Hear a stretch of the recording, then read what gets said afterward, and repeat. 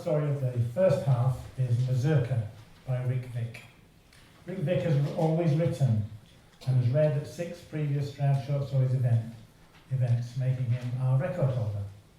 He says he was a duff student at school, but was a fast sprinter, which somehow redeemed him, and is perhaps why he writes short prose pieces, as he always likes to have the finished line in his sight.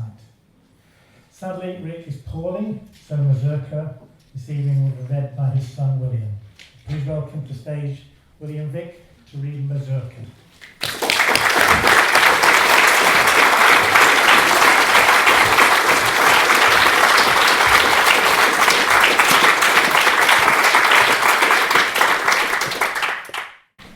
Mazurka. Her mother stood alert outside the circle of boys and girls sitting on the carpet as her daughter Faye unwrapped her birthday presents. She had cautioned her tomboy to say thank you even if she did not like the gift. She knew well the Polish fire that simmered in the just turned 7-year-old. You don't want to hurt people's feelings, do you? Faye had shrugged.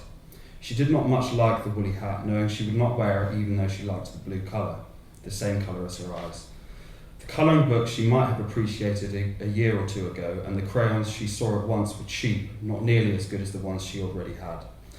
The black Stetson she immediately put on, smiling at the boy whose gift it was.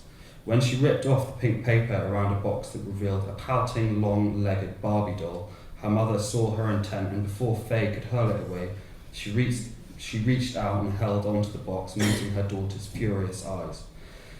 She raised her brows a fraction. Faye stamped her western boots, then forced a whispered thank you. When the last of her friends had gone, she sat on the carpet staring at the strewn paper and presents. She picked up the woolly hat, sniffed it, and was about to put it on, then tossed it aside. Her mother was in the kitchen washing up. She glanced at a card leaning against a lamp on the side table. Behind the bold black hand-drawn dancing figure on the outside, she could just see the corners of banknotes clipped to the inside. She angrily wiped a tear away from her face. She had felt happy before the party, but now she felt sad. Not sad that it was over, no. Her sadness was bigger than that. It was an emptiness she felt. A feeling she had often when she thought of her father, gone nearly a year now to another lady.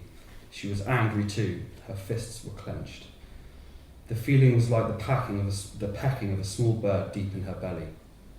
She heard the flap of the letterbox, and there on the doormat was a bundle of newspaper tied haphazardly round and round with string.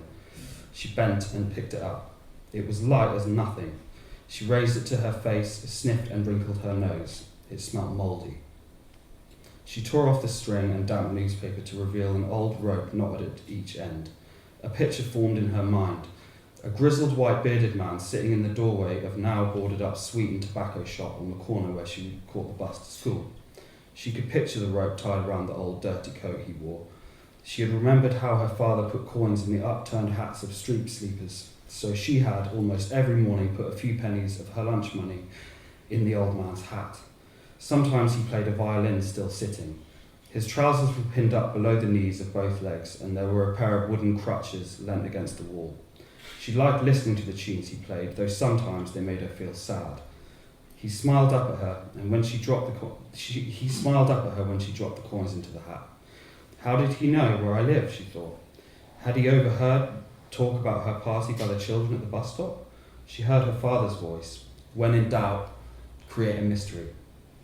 She clenched a knot in each hand and swung the rope back and forth in front of her legs, then began to skip, slowly at first, jumping high, then faster and faster.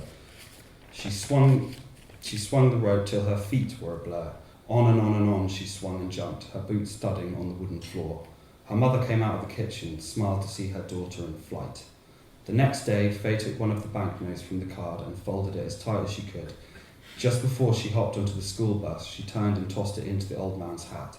He looked up and smiled, raising his bow, played the opening chords of a wild Polish Mazurka folk dance as the bus pulled away.